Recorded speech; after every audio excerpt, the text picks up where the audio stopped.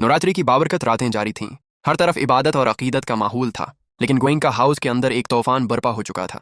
जहां कभी हंसी की आवाजें गूंजती थीं, आज वहां खामोशी, दुख और बेबसी ने जगह बना ली थी। ये कहानी एक ऐसे मोड़ पर पहुंच चुकी थी जहां ईमान, इंसाफ और कुदरत का करिश्मा एक साथ सामने आने वाला था। घर के सहन में पूरा खानदान अपने सामान के साथ खड़ा था। हर चेहरे पर उदासी थी, आंखों में आंसू थे और दिलों में टूटे हुए ख्वाब। रूही खामोशी से इस घर को देख रही थी। वही घर जहां उसने मोहब्बत के दिए जलाए थे, जहां उसने अपने रिश्तों को संवारा था। लेकिन आज उसे सब कुछ छोड़कर जाना पड़ रहा था। इस सब की वजह सिर्फ एक थी, राजेश्वरी।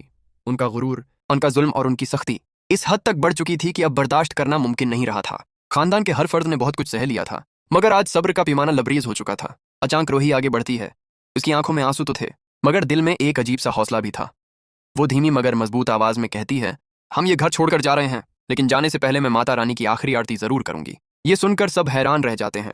राजेश्वरी गुस्से से चीख उठती हैं, कोई आरती नहीं होगी, तुम लोग अभी इसी वक्त यहां से निकलो। लेकिन इस बार रूही रखने वाली नहीं थी। वो पूरी हिम्मत के साथ मंदिर की तरफ बढ़ती है। नहार उसके साथ खड़ा हो जाता है और आहिस्ता आहिस्ता पूरा खानदान भी उनके पीछे चल पड़ता है। मंदिर के सामने दिया जल रहा था। घंटियों की आवाज फजा में गूंज रही थी। रूही आरती की थाली उठाती है और आंखें बंद करके पूरी अकीदत के साथ पौजा शुरू कर देती है। जैसे ही वो जय माता दी कहती है, माहौल एकदम बदलने लगता है। ऐसा लगता है जैसे कहीं से ढूल की आवाज आ रही हो। हवा में एक ताकतवर तवानाई महसूस होने लगती है। नहार की आंखों में आंसू आ जाते हैं। उसे एहसास हो जाता है कि आज कुछ गैर मामूली होने वाला है। अचानक एक तेज हुआ चलती है। मंदिर की जोत और भी रोशन हो जाती है और इसी लम्हे माता रानी की चुनरी उड़ती हुई सीधा रूही के ऊपर आ गिरती है। ये मंजर देखकर सबके होश उड़ जाते हैं। स्मित्रा दादी हाथ जोड़कर कहती हैं, ये माता रानी की कृपा है। लेकिन ये तो बस शुरुआत थी। चुनरी जैसे ही रूही पर आती है, उसका अंदाज बदलने लगता है। उसकी आंखों में एक अजीब सी चमक आ जाती है।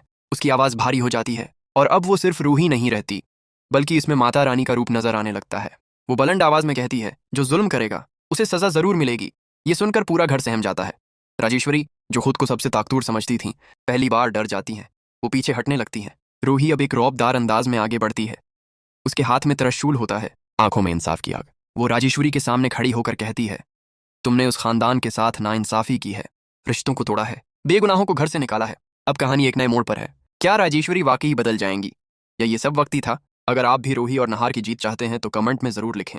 जय माता दी। और I support Ruhi and Nahar. Video को लाइक करें और चैनल को सब्सक्राइब करना ना भूलें।